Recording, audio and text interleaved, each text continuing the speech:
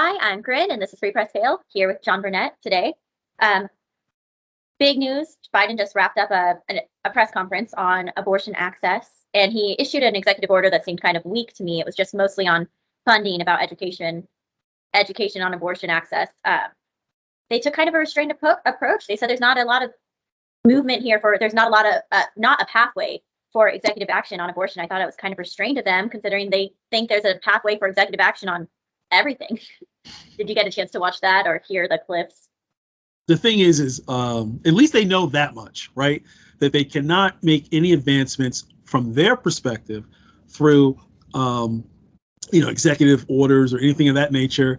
And I think the Supreme Court has made it very clear that unless it's codified in a congressional law that's duly passed, the power solely relies to the states where it should be. So that's a good thing that they recognize that. And with 2020 likely going more conservative than liberal, the chances of them passing legislation is very slim. Yeah, and I think he kept calling on Congress to act because he does want some kind of federal law on abortion. I don't think that's going to happen, like you said, especially with the way the tides are probably turning in November. But what I find so upsetting is, for once, I can say, fine, the executive action here doesn't make me mad, but the press conference was just one lie after another to promote this pro-abortion agenda, which I think is not very popular, but it's irritating, honestly, to break it down.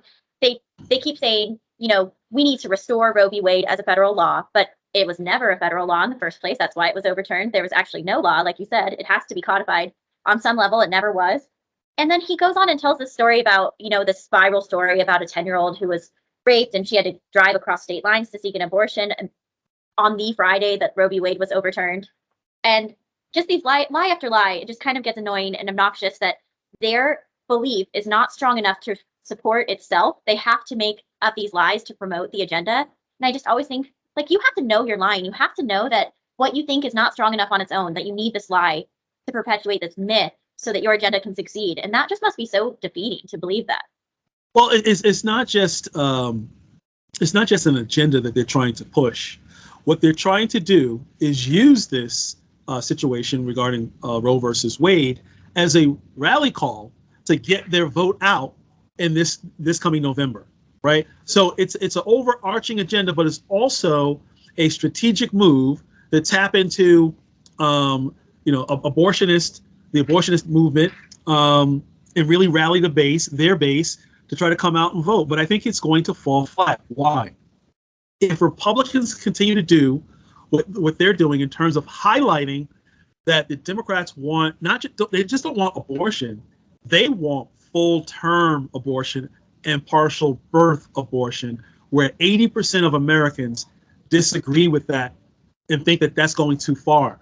So we don't need to just solely speak against abortion.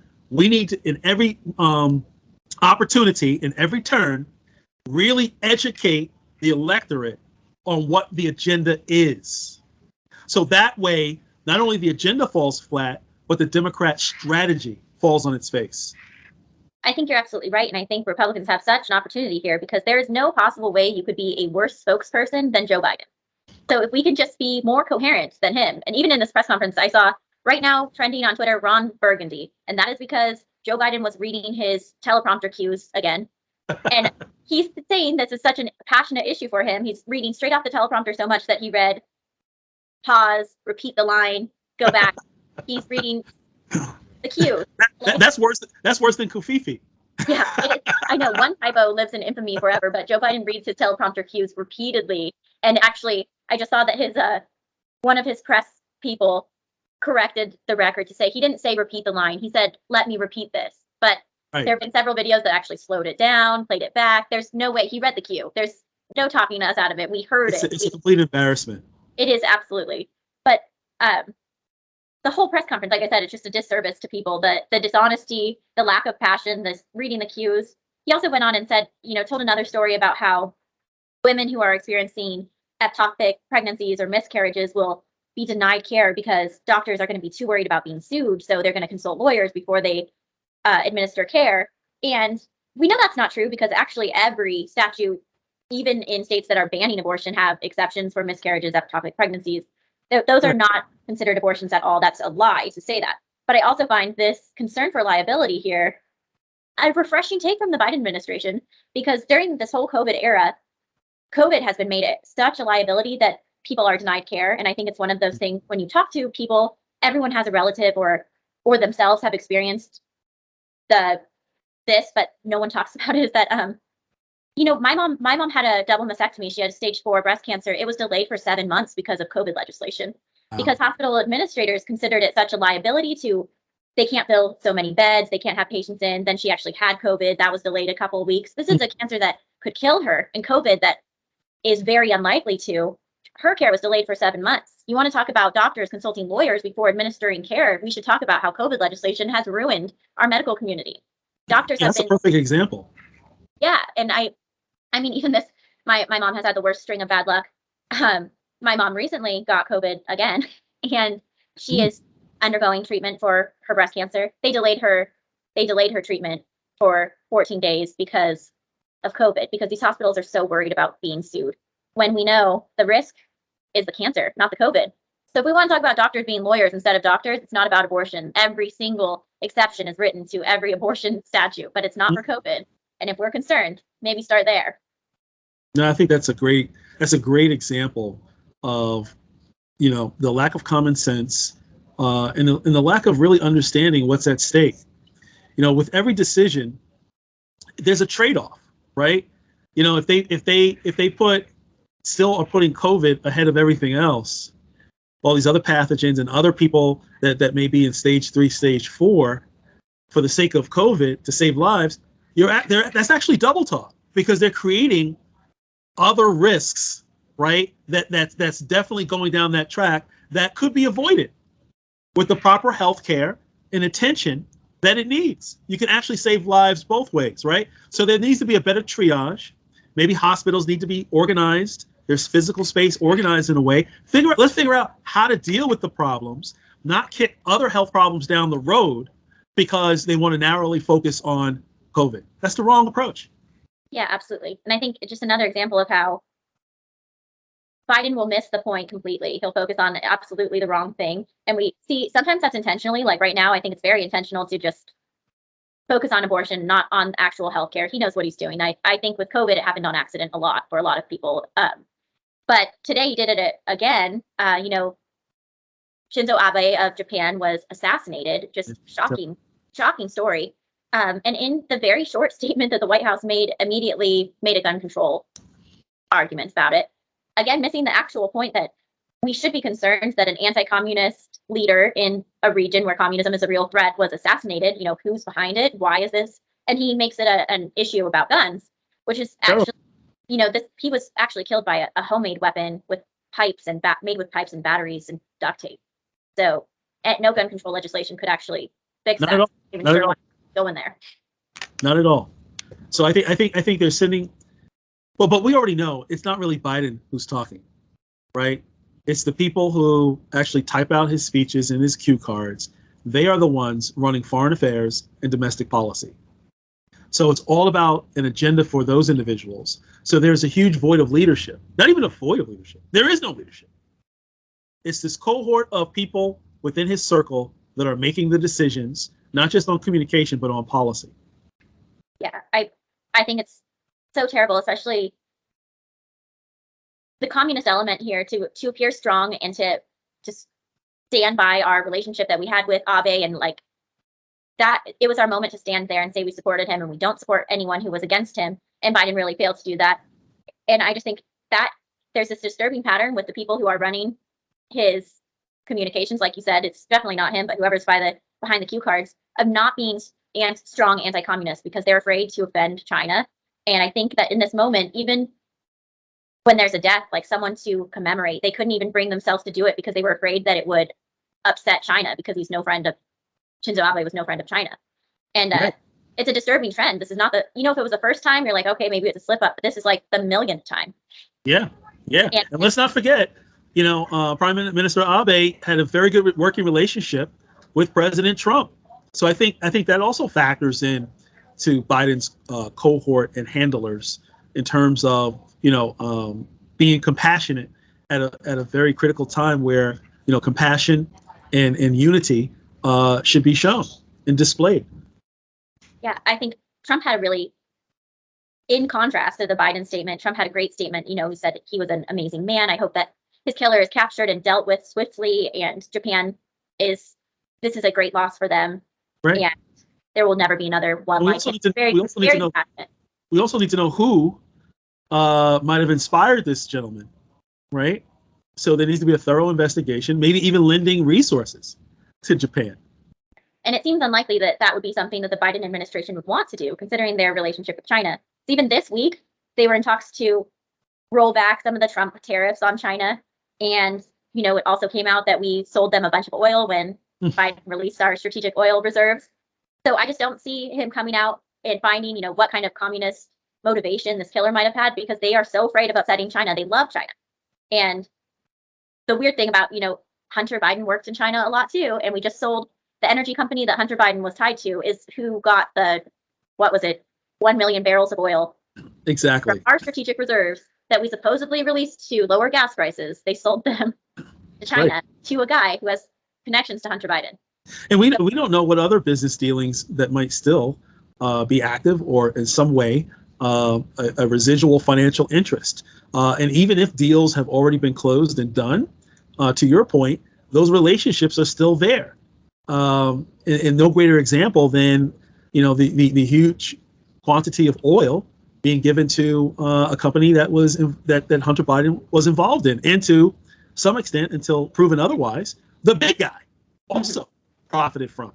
So there's a lot of things that we have to untangle and really find out and get to the bottom of.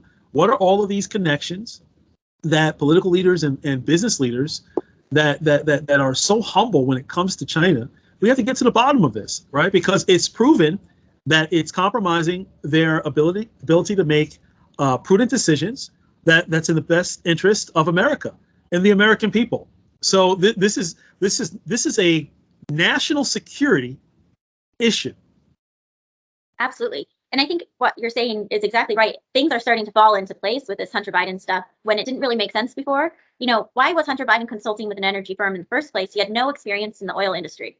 Why would he have that? But then when that firm gets 1 million barrels of American oil priced cheaper than the rest of the oil on the market, you're like, all right, well, now we know why they were paying him, because that deal makes sense now. And I think we're going to see that, sadly, even more as this continues, that like Hunter Biden's whole career was building up to this moment that his dad would be president and he would have these connections that would give access to all of these foreign actors, access to goods or trade deals or whatever that they would not have had unless they had someone like Hunter greasing the wheels there. And I just, like I said, if it was one time, fine, but it's been so many times that these pieces fall into place, and it looks a lot like China is getting preferential treatment from this administration in a way that benefits maybe his family, but that deal did not benefit the United States financially. So I'm not really sure what they expect us to believe here, that there's some competing interests here. I think it's only the beginning. Yeah, we will learn about more investment and financial ties that the Bidens have to governments and companies around the world. I think this is only the beginning. And I think maybe how much it's benefiting the Biden family, it might have distorted their view of the American economy right now, because they're doing great. But the White House today said that, we're experiencing the best economy we've ever seen. And what was it? The historic strength of our job market is to Biden's credit. And we should be very grateful that we are prepared to enter the global economy again, finally, and compete. Total delusion. And I can only think, it must just be hard to see what America looks like from your vacation home in Delaware. I'm not sure where this is coming from. Well, he missed an opportunity on day one, right? And that opportunity was to continue the American energy independence. He actually turned the clock back on day one, and we're still suffering from the day one decisions. And every day that oil remains above $100 or flirt with $100, I think that inflation will continue, right, in every facet, as well as create other issues in terms of food shortages in the labor market, in the distribution and supply chain disruptions. So he might tout a temporary and small number of bullet points, but there were a lot of other issues coming out of this report, like the labor participation rate, right? It dropped instead of increased. So when you factor in that with the higher price of oil and other factors, it doesn't mean that the road is rosy and clear ahead. It just means that, you know what, the Fed is likely to raise interest rates at the next meeting again aggressively. Why? Because this report is not positive enough to give them the reassurance that we can not only avoid a recession but have consistent gains going forward. So America is not out of the woods yet. This report is not stellar. I don't care how they spin it. And the American people cannot be hoodwinked. Why? Because the price of gasoline and home heating oil number 2, right? Because they're already thinking about the summer paying gas, and they're already thinking about those winter months even before it starts getting cold. Trying to actually create a budget and project out how much this is going to cost them, right? To heat their home, right? Drive during the summer, and paying the high cost for groceries and other goods at the store. So the minds of people, everyday Americans, I don't care what this report says, they still have a lot of anxiety and a lot of fear. Absolutely. And I think what's funny is that they actually can't even count their own numbers anymore. So I've noticed this. It's a good communications trick. They don't cite those stats at all. And it is pretty easy to lie with statistics. If you lay it out properly, you can do it. But it's actually getting to the point that it's too hard to do that. And I realize they say things like the historic strength, the historic numbers, they allude to a lot. They're going straight to the lie. They're not playing around with numbers anymore. Yeah, they're not even bothering because they're like, no, okay, well, that one looks bad. I guess that one's bad too. So they just go to this statement that is a lot. It's like I'm sure you get this a lot because you are a college professor. When you don't actually do the reading, but you want to make it sound like, you avoid specifics. This is right. A big moment, historic opportunity. What is the opportunity? What is the moment? What exactly is this? You cannot define it. It is hilarious, but it's also humiliating. Like they think that they can hoodwink America, and I'm with you. I don't think that they can, but the intention is to do that, and that is humiliating. You think that we are so stupid. You think that we would believe you over our own eyes, over our own wallets, over our own homes that you're telling us to keep at 78 degrees to lower our energy bills in the summer, and who knows how cold they're going to say it's okay to stay in the winter. But right. I really think it would be an interesting comparison for nerds like me to look up how the jobs reports how the statements on the jobs reports just started dropping all the numbers. They don't even put them in there anymore. It's all fluff. It's the definition of lies, of omission, and the omission is the omission of facts and the numbers that people are feeling every day, every moment, right? So Biden and his handlers could come up with a concert of words, right, that try to speak to the emotions of people, but there's nothing that has a greater grip on the American people than the emotions of anxiety, the emotions of not feeling the joy, right, financially, being able to explore true happiness, going on vacation, doing other things, especially during the summer months, right, and having winter plans and having forward vision. People are so concerned, and as they should be, with the now and what's around the corner, that they don't even have long-term thoughts anymore because they're trying to get through this short-term crisis. Yep. And there's a complete lack of accountability or sympathy from the White House, it seems, on that. And like I said, it just must feel good where they are and they don't notice. But I have seen, parents struggle, worry about what they're going to do in the next 6 months, in the next month, and actually trying to plan that out, like you said, and it's just not worth trying because the way interest rates are going up and the way that the cost of goods are rising, you don't really know what position you're going to be in. And to the point you made earlier, on top of everything we just mentioned, right? Democrats cannot even spend health care. Why? Because their COVID restrictions and the residual restrictions and impact are affecting people that are sick right now. So they cannot point to anything as a positive that gives people assurance. I guess there's about 10% of the people that think that everything is going well. It must be all of Biden's people that are working in Washington and his top donors that Hunter are Biden, not feeling the impact of his policies from day one. yeah, completely. And I think, part of that 10% are just people that will just never truly admit that Biden is such an error. Like they just can't really confront it. They just refuse. And then, like you said, a lot of Biden administration officials. I assume Hunter Biden's prostitutes and baby mamas, and that. Well, I don't know, because I don't know if he's sending them the right number of checks and the frequency. He should be. He just got all that. He should be cashing in that China money right now. So hopefully those girls are happy, and I hope of correct age this time. That would be an improvement. And actually, Hunter Biden was going to be my light moment of the week because a new video, The Gift That Keeps on Giving, of him actually smoking crack and drinking while in rehab was released. But actually, other than the fact that that video exists, I don't really have a comment on it. That video exists. That's pretty sad. It really does, and it's sad, and I think some people will try to put a spin on it, right?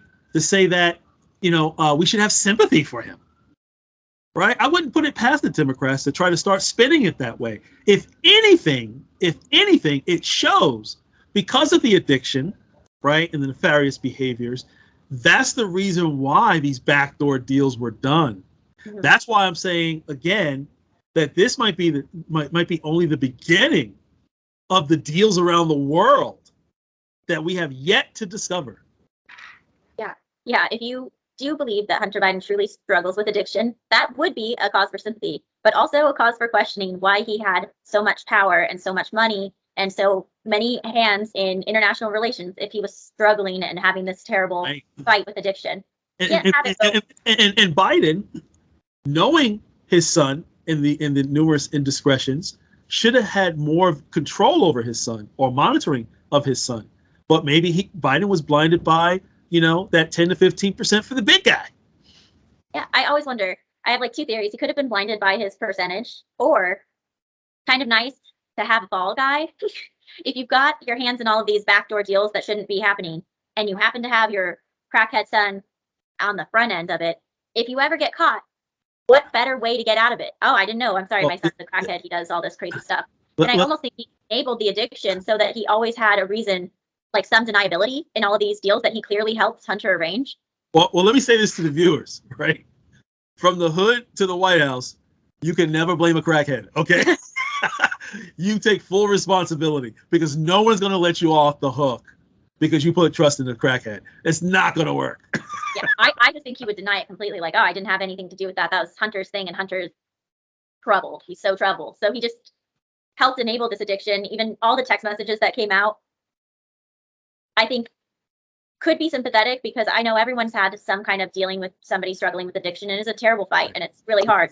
I did not actually see that battle play out in Hunter and Joe's text. It was a lot of, okay, love you. All right, love you. Like, I think anyone who's had a family member or anyone struggle knows that it kind of gets to the point, it's a brutal fight where you're like, no, get out of your head, calm down. You need to get off this stuff. And you never see that from Joe. And I don't actually find that very sympathetic. I think it's kind of an enabling. Again, he was concerned with the business dealings. Yep. Some of those texts, right, refer to, hey, we're all in the clear. We got this article coming out. We got this. We got that. So it's all okay. Business as usual. Keep the checks coming. Yeah, I definitely think it was that. And, Hunter, like you said, it's only the beginning. There's more stuff every week. But the other funny, sad moments that I saw at the 4th of July celebrations, Joe Biden gave a speech, and apparently on his teleprompter, they forgot to put the phrase, God bless America. And I think it would have been fine had he just walked away and not said it after his little, it was just like a, 1-minute speech before the fireworks. But Jill was like, hey, go back. You didn't say God bless America. No, say God bless America. And she had to remind him to say that at the 4th of July celebrations because that was the cue to start the fireworks show. That became clear when you watch it that she was like, you have to say it because they have to start the show. And thought that was pretty bad. He forgot his line there. It's bad because he forgot, but it's also bad because the first lady had to remind him. And I agree with you. Stuff like that, she shouldn't have brought attention to it.